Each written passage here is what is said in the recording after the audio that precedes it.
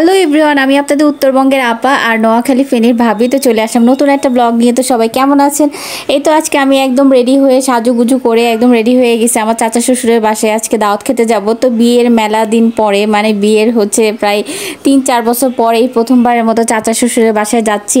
তো throw back to মেলা আগের ভিডিও, এটা হচ্ছে অনেক বেশ কিছুদিন আগের ভিডিও। তো আজকে আপনাদের সাথে শেয়ার করতেছি।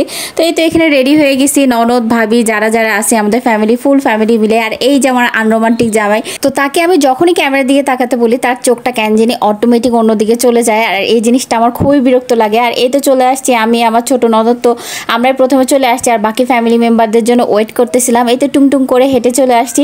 আর এই যে আমার হচ্ছে একমাত্র চাচাতো দেবর, সে হচ্ছে এত সুন্দর আর্ট করতে পারে আর আমরা আসাতে এত খুশি হয়েছে। আর নতুনভাবে প্রথম তাদের বাসায় আসলো, এটার জন্য সে আমাকে অনেক সুন্দর একটা আর্ট গিফট করলো। এটা সে নিজে হাতে এঁকেছে। তার আর্টগুলো এত সুন্দর, আমার কাছে এত ভালো লাগছে। আর তারা 3 ভাই বোনই কিন্তু অনেক গুণসম্পন্ন। আর এই যে আমার স্বাধীন ননদিনী, সে হচ্ছে তার পিকচার তুলতে ব্যস্ত। স্বাধীন বললাম এই কারণে, কারণ তখন সে অবিবাহিত ছিল, এখন তো সে বিবাহিত হয়ে গেছে। আর এই যে এখানে আমি আমার বড় ননদের সাথে ঢং করতেছিলাম, কেন জানি তার মুডটা আজকে খুবই অফ ছিল। তো কি কারণে অফ ছিল সেটা একটু পরে আপনাদের সাথে বলবো। আর এদিকে এই যে আমার জামাই আসতে না আসতে ফোন নিয়ে ব্যস্ত হয়ে গেছে। তো তাকে আমি মনে মনে আসলে বকা দিতেছিলাম আর বলতেছিলাম যে কেন যে তুমি এমন করো। এই দিয়ে দেখতে দেখতে এখানে হচ্ছে আমাদের নাস্তা দিয়ে দিছে। তো প্রথমে হচ্ছে শরবত খাচ্ছিলাম আমরা। আর এই যে আমার ননদিনী, এখানে হচ্ছে তার মনটা অনেক খারাপ। তো তার মনটার খারাপ হওয়ার কারণেই হচ্ছে তার জামাই আসেনি। আর সে হচ্ছে পুরো একটা জামাই পাগলি মেয়ে।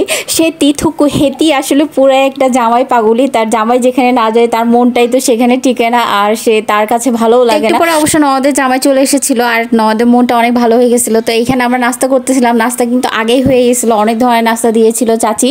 তো এখানে হচ্ছে আমরা বসে গল্প করতেছিলাম, এই জন্য ফলগুলো চাচি আবার দিয়ে গেল যে খাওয়ার গল্প করো। আর এইখানে এই যে আমার ননদিনী, চাচাতো ননদিনী, তো সে আমার হাতটা একদম ওনা দিয়ে সুন্দর করে মুছে দিচ্ছিল, যেহেতু হাত মোছার কিছু পাচ্ছিলাম না। তো ননদিনী তো একদম পুরাই সেবা করতে ব্যস্ত আমার। এই যে হাতটা সুন্দর করে সে মুছে দিল। তো আমার এই ননদিও কিন্তু অনেক সুন্দর গান গাইতে পারে আর অনেক সুন্দর আর্ট করতে পারে।